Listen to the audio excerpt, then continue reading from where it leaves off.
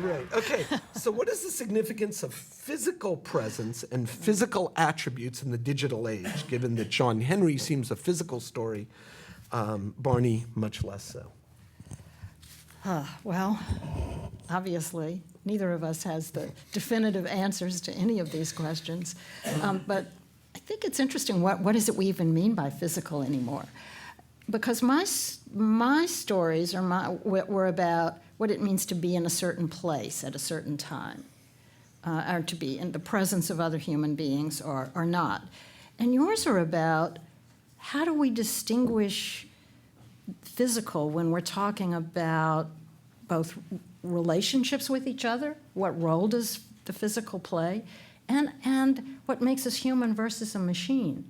I mean, I've never really thought about physical as being such a potent way of thinking about these things, but it does strike me that we are redefining what that means. Because we can be in each other's presence without literally being in each other's presence. We can have relationships without necessarily touching each other. I mean, the whole notion of cyberspace, cybersex itself, I don't know, I'm blanking. I'm a New Yorker who's blanking on the guy's name, Anthony Weiner, of all people, because he did something that combined sort of our notions of privacy, physical privacy, but in cyberspace where it was completely there but non-touchable, as it were. So it does strike me that it means that the notion of presence and absence and of what it means to be human versus non-human, that both of those things are upended by digital technology. And I think when it comes to what I find so evocative about your stories and how they, the questions that they raise, is that it really shows us how each era challenges us, and in some ways humans seem to have a deep-seated need to define what is human in terms of that which is unique, that which other creatures or things can't do. And so, of course, whether it's if human beings were once, I create, I make, therefore I am. And then when industrialism changed that divide, it was I think, therefore I am. And the age we're living through now is saying, well, no, thinking is actually something that machines can do, and in some at least rudimentary ways better. Then it becomes, does it become I feel, therefore I am? Does it become I exist in some corporal form, therefore I am? I don't think we have the answers to those questions, but I think we can be sure that the questions themselves are going to continue to arise and make us uncomfortable. Yeah, I think the diminishing of presence is really interesting. In my freshman dorm, you'll often see kids texting other kids in the dorm, which always seemed weird. It's only an 87-person dorm. There's probably 200 feet distance between any two kids. And I've asked the kids, why do you text? And one of the remarkable answers to me is they say, well, you don't lose very much by not seeing the person face to face. And I said, wow, that's pretty cool because, after all, at least in my day, we would always bemoan the fact we couldn't see. There were letters filled with love letters written about how hard it is to write without seeing the other person. And they don't seem to see that. So I think on the one hand, you had this lack of physicality. On the other hand, about 15 years ago, I did a survey. It was the first and last survey I ever did, and it was about, one of the key questions was, assume that robots or computers could do everything a person could do. They were just 100% good at everything. How comfortable would you be computers doing various jobs? And some weren't surprising at all. Accountants, everybody was like, fine. Teachers were actually fine. Nobody had any problem with that. The number one wasn't very surprising. It was religious figures. People said, no, I don't care if they know the Bible. It's just not so cool to have a robot as a religious figure. But number two, I thought, was the most provocative. I'd love to do it again. And it was massage therapist.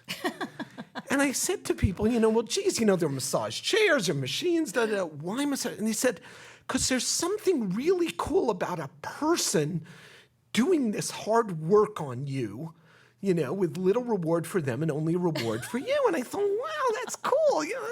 That's a really interesting thing. So I think there's something interesting about to what extent is it going to be jobs like massage therapists that become, because of this feeling side, it's the one thing that humans can do that isn't physical and isn't work. So it's an interesting set of issues. Well, it also makes me think about the old debates about how the rise of machines should free human beings to be human beings, and in essence do away with the difficult, backbreaking work, the John Henry work that held human beings back, and yet we're still anxious about what constitutes worthwhile human activity, work that's worthy of human beings, as opposed to that which isn't. We're still struggling with that.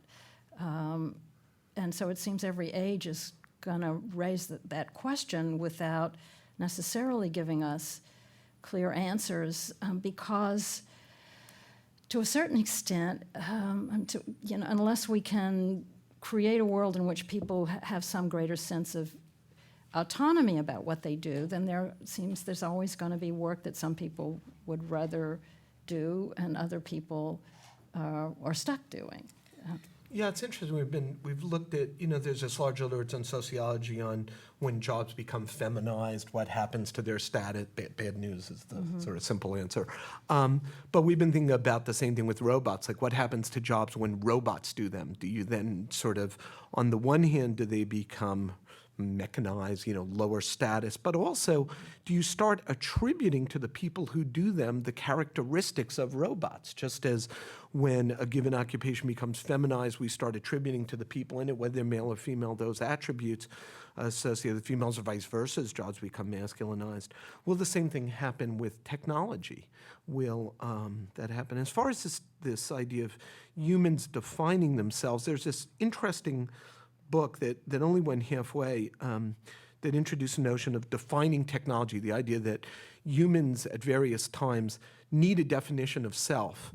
And at times when a technology comes along that matches that definition. So, humans were homo faber, fabricating man, and then machines come along and it's like, oh my God, how can we protect ourselves? Or sort of the John Henry story, same thing with humans as homo sapiens or, deep thinking man or creative man, and then a machine comes along. What do people do? And one of the provocative arguments is that the first thing people do after they say, hey, this machine matches us, is they actually look for themselves in the machine. So you can argue during the Industrial Revolution, you see things like food as fuel, right? So the idea is, oh, these machines are fabricators like us. What can we learn about ourselves from that? And more recently, there's an interesting argument that the psychopharmacological revolution came about because we started saying, computers are material things that are brain-like, and if we change the programming in the physical computer, we'll get a different thing. Maybe we change the physical brain of a person and we'll get different things. So after that stage, though, the argument is that people come up with a new definition of human. As Kathleen was talking about, it's not clear what that is. What do we claim? Do we try to own emotions? Do we try to own other things? What do we try to own to keep the definition of human robust? It's an interesting. And I think